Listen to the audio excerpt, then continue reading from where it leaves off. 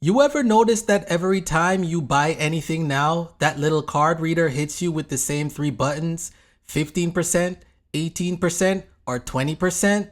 And the cashier just stares at you, pretending not to stare at you, while you're pretending not to feel guilty for pressing no tip. It's like a Mexican standoff, except the only thing at risk is your self-respect and $2.47. And I'm not talking about restaurants where you have an actual server who takes care of you, checks on your drink, and makes you feel like royalty. I'm talking about the drive-thru where I just paid $10 for a sandwich that I handed to myself through a window, and the screen still asks, "Would you like to leave a tip?" I'm like, for what? For turning around fast enough before my fries got cold? I mean, soon enough, I swear I'll be at the mechanic getting an oil change and the reader's gonna say, "Would you like to tip your technician? He looked at your engine with concern." Now, let me say this before anyone gets triggered. I am not against tipping. In fact, I encourage people to tip when it makes sense. I've worked those kind of jobs. Moving furniture, hard labor, sweating bullets all day. Those folks deserve a good tip. Same with servers who hustle, bring your food out hot, refill your drinks, and keep a smile going while you're being picky about your order. Those people earn it. And I've always been that guy to go a little above and beyond when someone gives me good service. But what's happening right now? This tipping takeover? It's getting out of hand. We've gone from, "Thank you for your great service," to, "Thank you for existing near me while I spent money." And it started changing right around COVID.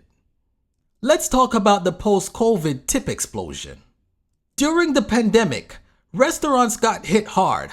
People weren't dining in, staff shortages were everywhere, and a lot of small businesses were just trying to stay alive. So to make up for lost revenue, more businesses started leaning on digital payment systems, and those systems came with a built-in tip screen. It was like a modern-day Trojan horse. At first, it made sense. We were all trying to support local businesses, show love to essential workers, and tip a little extra for their effort. But then the pandemic ended, and those tip screens didn't go away. In fact, they multiplied like rabbits. Coffee shops, bakeries, ice cream trucks, self-checkout machines. Everybody's asking for a tip now. You can't even buy a $4 muffin without the screen trying to convince you to make it $4.72 for the culture. And look, I get it. Running a business isn't cheap. Inflation's up, food costs are up, wages are up, rent's up.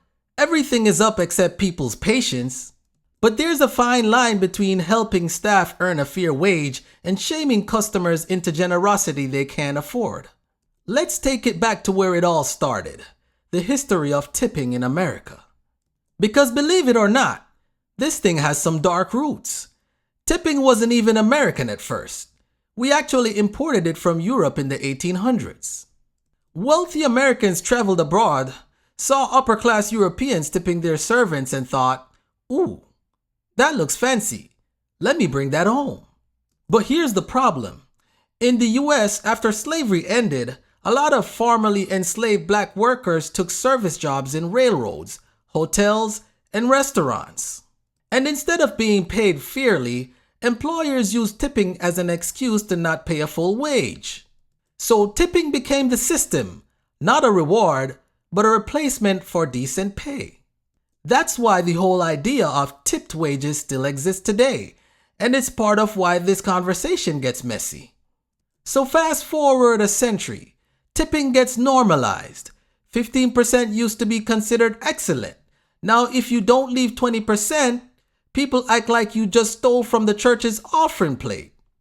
And recently, it's just jumped from being a restaurant thing to a literally anywhere money changes hands thing. Hold up, before we keep going, let's talk about the only acceptable form of tipping in this economy, tipping the algorithm. Yeah, that's right. Hit that like button like it just spun the card reader around on you.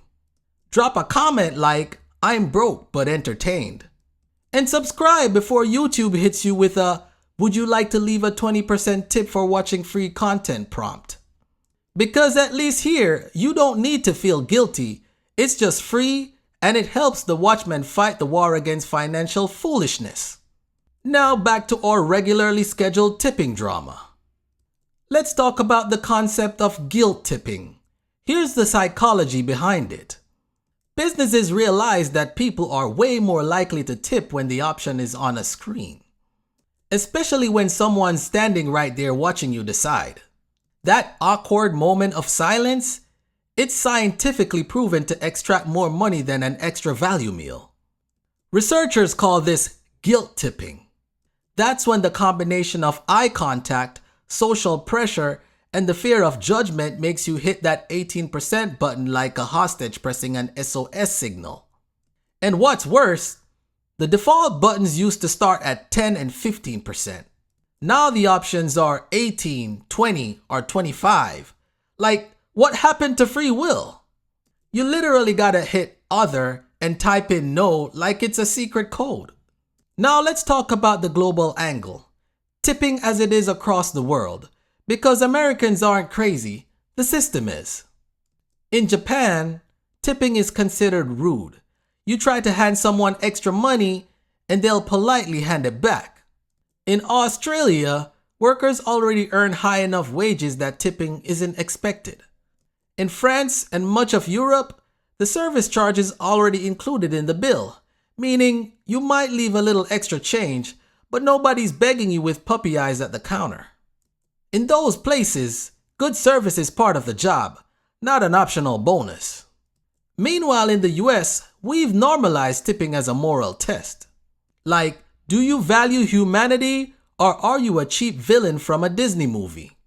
You can't even decline the prompt without feeling like you have to explain yourself.